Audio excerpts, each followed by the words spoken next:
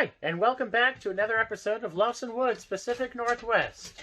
Today, I'm bringing my friend Alan along for our new adventure called Tiny House, Grumpy Old Men. We're going to try this out, see if there's any interest, and if so, and you like it, we will possibly come up with more videos for you to follow. Stay tuned for more of Tiny House, Grumpy Old Men. This channel will be dedicated in series to tiny house living, as well as differences in opinion on how to do so. A good friend of mine, Alan, we've been friends for about 12 years now, and we are polar opposites, but we have great common ground. So, hope you enjoy. In the tiny house mode and talking about some of the pros and cons and fixes and ideas to facilitate a more productive education of tiny houses and the people that want to live in them. What do you say about that, Larry? You know, I would have to agree. There's been a lot of questions out there about how we did what we did, whether it is how you bought your tiny house.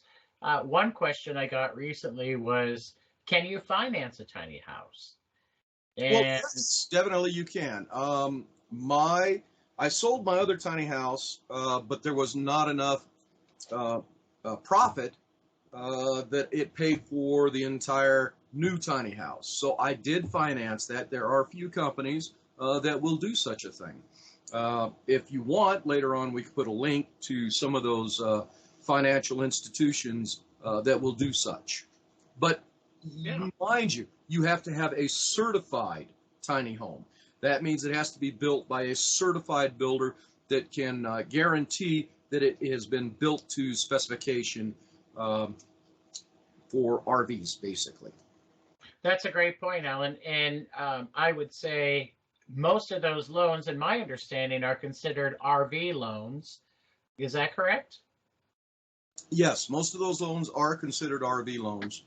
Which is kind of interesting because you can stretch those out to like 20 years to minimize your payment. However, you will pay a little more interest than the current interest that you can get for a standard stick-built house with property. So in your case, that worked out really nicely, and that potentially could work for other people. But what about people that might not necessarily have the credit options or the availability for an RV loan? And that's kind of where I'll pull in my side of the story.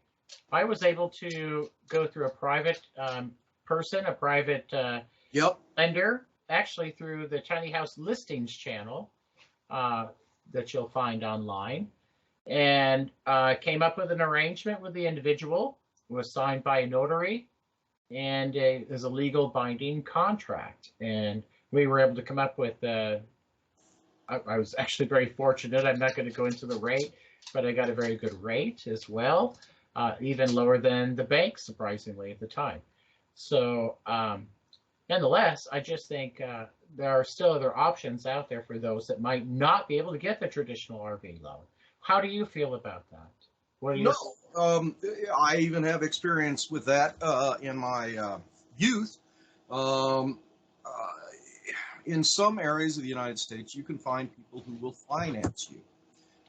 So if you're willing to put up a certain percentage, the individual who outright owns it will do individual financing for people. You have to have a really good credit rating, I'm pretty sure, because they don't want to take chances. But I mean, those options are available. My father bought a farm that was self-financed by the owner of that particular property. And they came to an agreement on interest rates and payments and things like that. And you can still find those today. However, it does take some research and it does take some effort. Not everybody's willing to do that, but you can find those individuals. Absolutely. Yeah, in my own story, I was very lucky to do the same thing with the property. And I was able to, this involved lawyers this time. It was a little bit more complicated, a little bit more expensive, but it was still an option that I was able to do. I have found, and I think you have found in this next subject, that trying to finance property bare property without utilities is very difficult, or can be difficult, through traditional banks. What are your experiences with that? Well, yeah, banks have a lot more regulations and red tape and things that you got to jump through. But they're there to protect the interests of the bank. So, I mean, you can't blame them for doing that. However, it definitely takes creativity out of the picture. They want you to do the same old thing that everybody else is doing. And we're finding out now. The traditional stick house, that doesn't work for everybody. I mean, my God, in the place I'm living in, I just heard on the news today that the average home price is $600,000. Well, what individual can afford a $600,000 house? No, you have to be married. You both have to be making, over $100,000. Oh, a ton of money. It's ridiculous. That's insanity. That's insanity. Well, I think we are doing the right thing in going the tiny house route, and at least looking into these options. Well, it's like the powers that be have set down a set of rules that you're forced to follow if you want to live anywhere, and we're just slaves to that. We are slaves to the human dollar, or the human dollar. Well, okay. Slave city dollar at this point. But I just want to say this has been a fun first episode, and I hope that other people, if you find use in this, that you'll join Alan and myself in other upcoming videos. We'll be talking about tiny house lifestyle and things that affect the tiny house community. Before we go, Alan, why don't you tell them a little bit about your tiny house life, if they haven't already come across your view on the Tiny House Life Expedition channel. Give them a little bit of insight about your experience. All right. Well, you're on the Tiny House Expedition. Journey. I think you're on expedition. Yes, I am. You're right. Correct. I stand corrected, sir. I am on Tiny House Expedition. We can supply a link to that video that was done by Alexis and Christian. Yes, Alexis and Christian. You're right. I remember. And we can send a link to that so that you can watch the video, and that starts to get into kind of my views. Yeah. And a tour of the house, and of course you had a video done as well by another expert videographer. Which would be Go ahead, please take it away. That's all right. Tiny House Giant Journey, and the host was Jenna, and so check out the videos online. You can see them. They posted recently in the last couple of months, and we hope that you get a little insight. We plan on bringing you some more videos, cafe style like this, or other drops.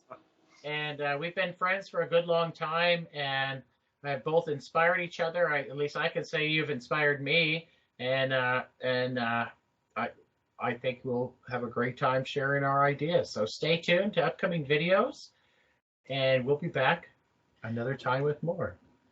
Alan, thanks for joining me, buddy. Let's try and do a fist bump with this thing. Oh, you're asking a lot here. This is weird stuff.